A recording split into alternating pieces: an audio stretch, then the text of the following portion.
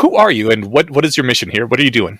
So we don't want to take too much credit for being the only people getting things done. We're standing on the shoulders of giants here. There's all these organizations in the space that have thought hard about what would alignment look like, how much time do we need to get to alignment, how do we have policies that would usefully give us additional time. The problem is a lot of those people live in the Bay Area. A lot of them are computer scientists or philosophers. So they're not necessarily talking to Congress very often. And if they are, they're probably working for a 501c3 where there's some constraints on how vigorously they can advocate for their preferred policies. So they might, sort of educate some key Congress members from time to time about some of the risk and some of the options. What we can do, because we're a 501c4 at the Center for AI Policy, is we can call an office and ask to take a meeting and say, hey, here's what we think you should do and why. By an office, do you mean like the office of a senator or a representative or something like that? Exactly. Do you do that? We do, yeah. Jacob, do you know how many we've met with so far? Around 50, maybe more than that at this point. That's a lot more than I would have optimistically guessed. What's the reception been like?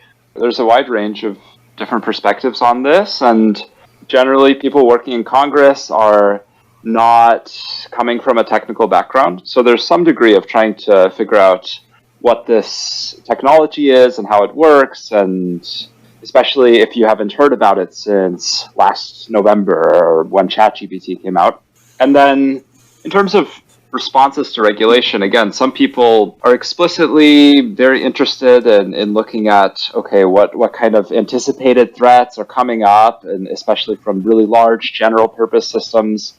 And some of the policies we're pushing for, like licensing for giving government consent to deploy an AI model or to build an AI model, or certain kinds of AI models, like the really large general purpose ones. Some of the pushback that we get is stuff like, well, kind of typical pushback you might see. So government spending, building bureaucracy, regulating business, stifling innovation, and doing a big action before Congress has understood the technology. So that's some of the pushback and reaction. Okay, I'm legit surprised by this. The actual Congress people are saying to you that we're worried about there being too much regulation and us taking too much action before we're ready?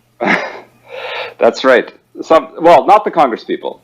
Some staffers we talk to are usually We're not talking with the actual member of Congress. We're talking with someone who may be in their 20s or 30s and is working very hard to figure out what legislative agenda to be pushing or what kind of policies to be promoting. I'm really surprised. I always assumed the opposite, that they would always be thinking, all right, cool, more things to regulate. I guess I have a very jaded view of government. Oh, that's interesting. If you find the right middle manager in a federal agency, they might be excited to build their empire a little bit, to say, okay, good, more things for me to be directly responsible for, more staff, more budget, but often not. They're often overwhelmed. People are trying to do too much with too few resources. And that goes triple for the Congress people, because each congressperson is sort of notionally overseeing a budget of, tens of billions of dollars. And that's too much for one person and their staff of 7 people. So they're not necessarily asking for more work. If anything, the risk is inaction more than acting too much. From just based on the history, it looks like for regulating kind of digital technologies similar to AI with social media and privacy-related regulations, Congress has had decades. If you think about the internet, has been around since the 90s, and we haven't seen like major amounts of regulation there.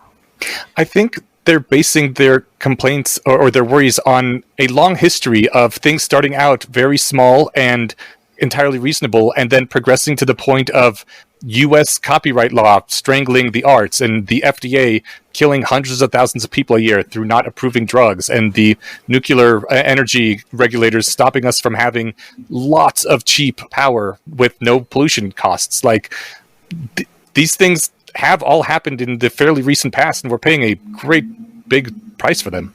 I think the nuclear energy is the strongest argument there, because we almost don't build any new nuclear power.